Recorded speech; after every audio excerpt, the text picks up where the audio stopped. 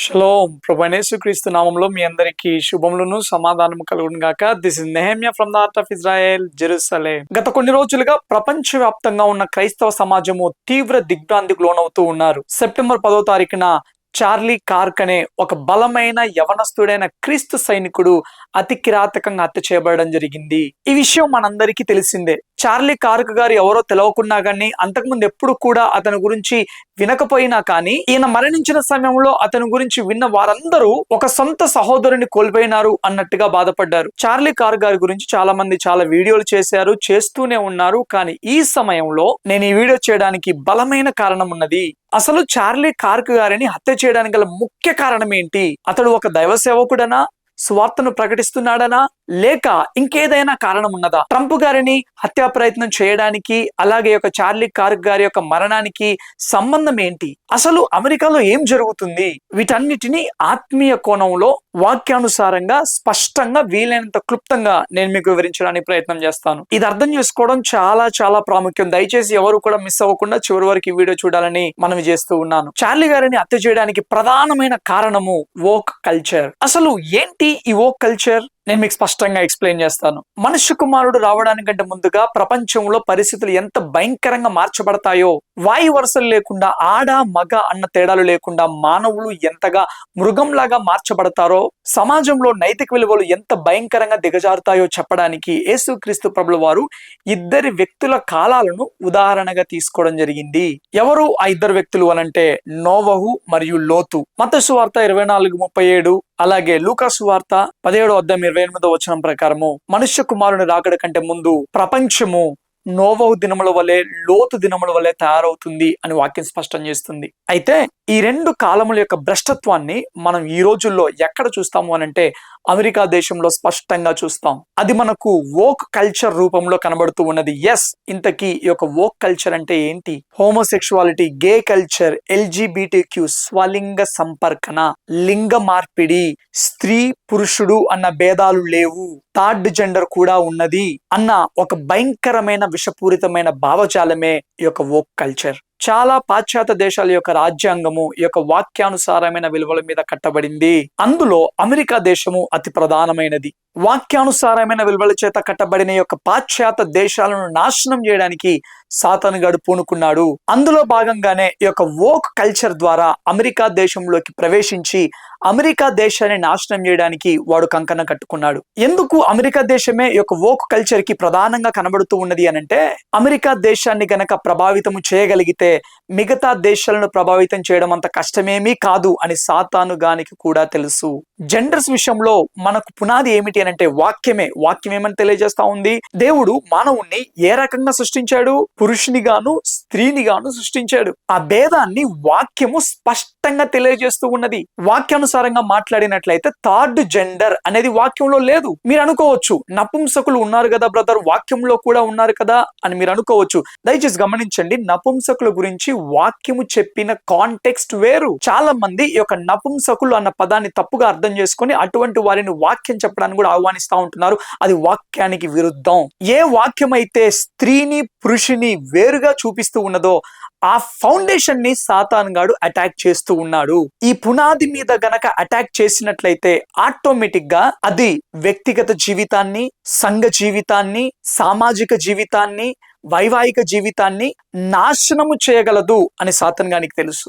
ఇప్పుడు అమెరికా దేశంలో ఆ నాశనమే జరుగుతుంది. ఈ వీడియో చూస్తున్న వారిని ఎవరైనా కానీ ఆడ మగ అన్న పదాలకు నిర్వచనాన్ని చెప్పండి, లేక ఆడ మగ అన్న పదాలకు ఉన్న భేదాన్ని తెలియజేయండి అని అంటే ఎవరైనా కానీ స్పష్టంగా అదేముంది అనేసి బయాలజీని ఆధారము చేసుకుని స్పష్టంగా వివరిస్తారు. కానీ ఇదే ప్రశ్నను అమెరికాలో ఉన్న యవనస్తులను, విద్యార్థులను, అంతేకాదు యూనివర్సిటీలో ఉన్న ప్రొఫెసర్లను గనక అడిగినట్లయితే చాలా మంది డొంక తిరుగుడు సమాధానాలు చెప్తారు. కొన్ని లక్షల మంది ఉన్నారు అటువంటి వారు. ఎవరు కూడా స్ట్రైట్ గా ఆన్సర్ చెప్పరు. ఎందుకు అనంటే వీరి భావజాలం ప్రకారము, వోక్ కల్చర్ భావజాలం ప్రకారము ఆడ మగ అనేది మన శరీరానికి సంబంధించింది కాదు, బయాలజీకి సంబంధించింది కాదు, కానీ అది ఒక మానసికమైన స్థితి, అది మైండ్కు సంబంధించింది అని చెబుతూ ఉంటారు. ఇదేం విడ్డూరం, రాను రాను రాజుగుర్రం గాడిదైనట్టు ఇవేం మాటలు అని మీరు అనుకోవచ్చు. ఇదే అమెరికాలో చాలా మంది స్కూళ్లలో, యూనివర్సిటీలలో, ప్రధానమైన రంగాలలో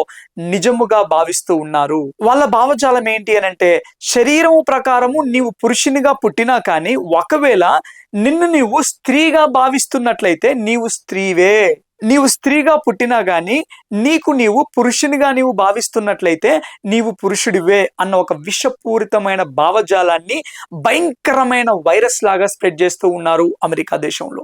అమెరికా స్కూళ్లలోని చిన్న చిన్న పిల్లల ఆ యొక్క పసి మొగ్గల మనస్తత్వాలలో కూడా ఈ యొక్క విషపూరితమైన భావజాలాన్ని నింపుతా ఉంటున్నారు. ఈ రకంగా నెక్స్ట్ జనరేషన్ ను కూడా నాశనం చేసి అమెరికాను తమ గుప్పిట్లోకి తెచ్చుకోవాలి అనేసి చాలా అసాంఘిక శక్తులు భయంకరంగా పనిచేస్తూ ఉన్నాయి. ఈ యొక్క వోక్ కల్చర్ ద్వారా చాలా సంఘాలు కూడా ప్రభావితం చేయబడుతూ ఉన్నాయి. గే చర్చెస్ పుట్టుకొచ్చాయి, గే పాస్టర్స్ పుట్టుకొచ్చారు. చాలా క్రైస్తవ డినామినేషన్స్ కూడా ఈ వోక్ కల్చర్ కి సపోర్ట్ చేస్తూ ఉన్నాయి. క్రీస్తు ప్రేమను పంచమన్నాడు, ద్వేషాన్ని కాదు అంటూ వాక్యాన్ని వక్రీకరిస్తూ ఉన్నారు చాలా క్రైస్తవ సంఘాలకు సంబంధించిన పెద్దలు. క్రీస్తు ప్రేమలో దిద్దుబాటు ఉంటుంది, క్రమశిక్షణ ఉంటుంది, క్రీస్తు ప్రేమలో దైవికమైన కఠినత్వం ఉంటుంది అన్న సత్యాన్ని సంఘం విస్మరిస్తూ ఉన్నది. సంఘము ఉన్నదే చీకటిని వెలుగును వేరుపరచడానికి, పవిత్రతను అపవిత్రతను వేరుపరచడానికి, సత్యాన్ని ప్రకటించి ఆ సత్యము ద్వారా అనేకులను స్వతంత్రులను చేయడానికి అని మరచి వాక్యములోని ప్రేమ అనే పదానికి లోకానుసారమైన నిర్వచనాన్ని ఏర్పరచుకుంటూ ఉన్నారు నేటి సేవకులు. దాని ద్వారా లోకమునకు వేరై మనం జీవించాలి అని వాక్యాన్ని పిలుపునిస్తే లోకాన్ని కూడా కలుపుకుంటూ వెళ్ళాలి అన్న పోకడను నేటి సంఘం కలిగి ఉన్నది. చాలా స్కూళ్లలో, యూనివర్సిటీలలో, గవర్నమెంట్ ప్లేసెస్ లో, ఎంఎన్సి కంపెనీలలో కూడా ఆడ మగ అన్న పదాలు నిషేధం. స్త్రీలకి పురుషులకి సపరేట్ వాష్రూమ్స్ ఉండవు. ఈ భావజాలం వలన చాలా మంది చిన్న పిల్లలు, యవనస్తులు భయంకరమైన మానసిక ఒత్తిడికి లోనవుతా ఉంటున్నారు, ఒక సంఘర్షణకు లోనవుతా ఉంటున్నారు. చాలా మంది పిల్లలు తెలిసి తెలియని వయసులో లింగ మార్పిడి ఆపరేషన్ చేయించుకున్నారు. ప్యూబర్టీ రాకుండా మెడిసిన్స్ వాడుతూ ఉన్నారు. చాలా కుటుంబాలు చిన్న భిన్నం అయిపోతా ఉంటున్నాయి. చాలా మంది తొందరపాటులో ఆపరేషన్ చేయించుకున్నాము అనేసి తర్వాత తప్పు రియలైజ్ అయినా గానీ ఆ తప్పును సరిదిద్దుకోలేని పరిస్థితిలో ఉన్నారు. తద్వారా ఒక డిప్రెషన్ లోకి వెళ్ళి చాలా మంది ఆత్మహత్యలు చేసుకుంటూ ఉన్నారు. ఇంకొంతమంది ఆ డిప్రెషన్ లో తాగుడుకు బానిసైపోయి, డ్రగ్స్ కి బానిసైపోయి, దొంగలుగా మారిపోయి, నరహంతకులుగా మారిపోయి అనేక కుటుంబాలలో విషాదాన్ని నింపుతూ ఉన్నారు. అంతేకాదు ఈ యొక్క వోక్ కల్చర్ వెనక ఉన్న ఈ యొక్క అసాంఘిక శక్తులు అనేక మంది యవనస్తులను రెచ్చగొడుతూ ఉన్నాయి. ఈ దేశ చట్టాలు మీ యొక్క స్వేచ్ఛను హరిస్తూ ఉన్నాయి, మీ యొక్క హక్కులను హరిస్తూ ఉన్నాయి అనేసి వారిని రెచ్చగొడుతూ ఉన్నారు. అబార్షన్ చేసుకుంటే తప్పేంటి, వారెవరు అబార్షన్ చేయకూడదు అని చెప్పడానికి, అది నీ హక్కు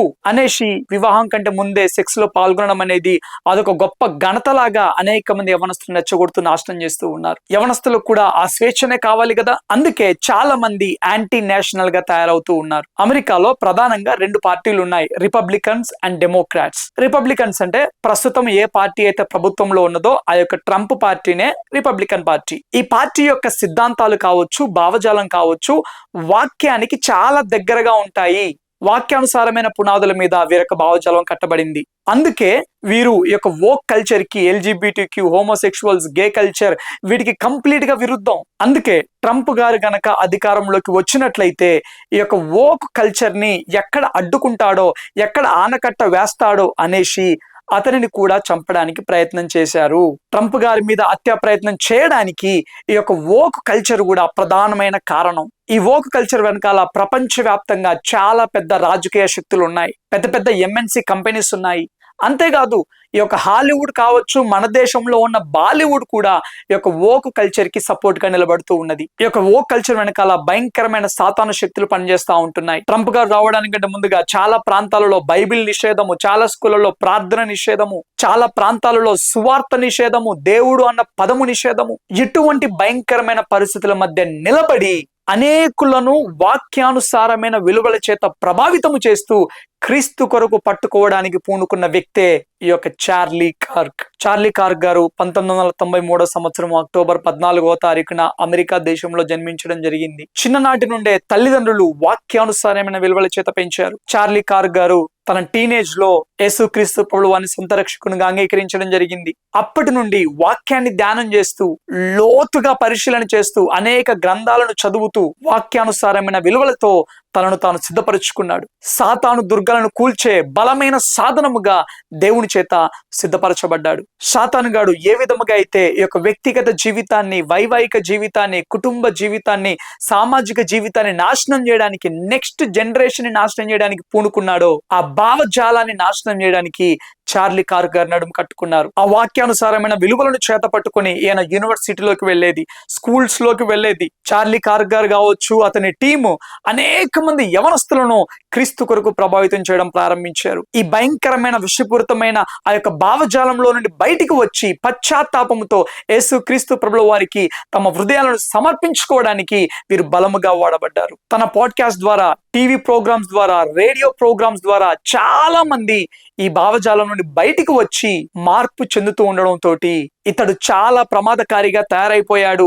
ఇలాగే కంటిన్యూ అయిపోతే ఇంకా మన ఆటలు సాగవు అనేసి అతని శత్రువులు అతన్ని మట్టుబెట్టడం జరిగింది. మన తెలుగు రాష్ట్రాలలో రీసెంట్ గా ప్రవీణ్ పగడాల అన్నగారు కూడా ఇదే రకంగా హత్య చేయబడ్డారు. అది మనందరికీ తెలిసిందే. చార్లీ కార్క్ గారు సంఘాన్ని కూడా అనేక విషయాలలో తీవ్రంగా హెచ్చరించడం జరిగింది, ఖండించడం జరిగింది. ఈ యొక్క ప్రాస్పరిటీ బోధలు కావచ్చు, ఇదిగో నువ్వు విత్తితే నీవు కోస్తావు, ఇదిగో నీవు పలుకు, విడుదల చేయి, నీకు అద్భుతం జరుగుతుంది అన్నట్టుగా వాక్యాన్ని వక్రీకరించి విశ్వాసులను మభ్యపెట్టి సత్యములో నుండి వారిని తొలగించే బోధలు, వీటన్నిటిని ఆయన తీవ్రంగా ఖండించడం జరిగింది. పశ్చాత్తాపాన్ని కేంద్రంగా కాకుండా, పరిశుద్ధతను కేంద్రంగా కాకుండా, శ్రమ అయినను, కరువైనను, ఖడ్గమైనను క్రీస్తు కొరకు నిలబడే ఒక బలమైన సాధనములుగా తయారు చేసే బోధలు కాకుండా, అద్భుతాలను కేంద్రంగా బోధించే బోధలకు ఆయన ఎంతో వ్యతిరేకంగా ఉన్నాడు. మన తెలుగు రాష్ట్రాలలో ప్రవీణ్ అన్న గారు కూడా ఇటువంటి బోధలను ఎంతగానో ఖండించారు. ఇక్కడ అర్థం చేసుకోవాల్సింది ఏంటి అని అంటే, ఈ యొక్క ఉన్మాదులు, మతోన్మాదులు, వారికి అర్థము కాని సత్యం ఏంటి అని అంటే,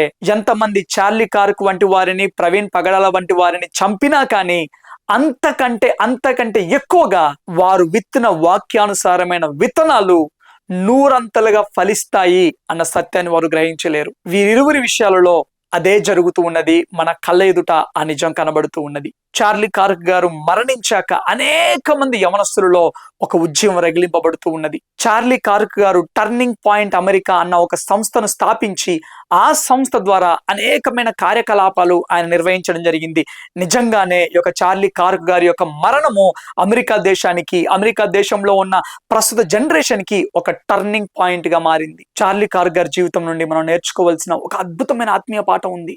ఆయన మరణించడానికంటే ముందు ఒక ఇంటర్వ్యూలో పాల్గొన్నప్పుడు అక్కడ ఒక ప్రశ్న అడగడం జరిగింది.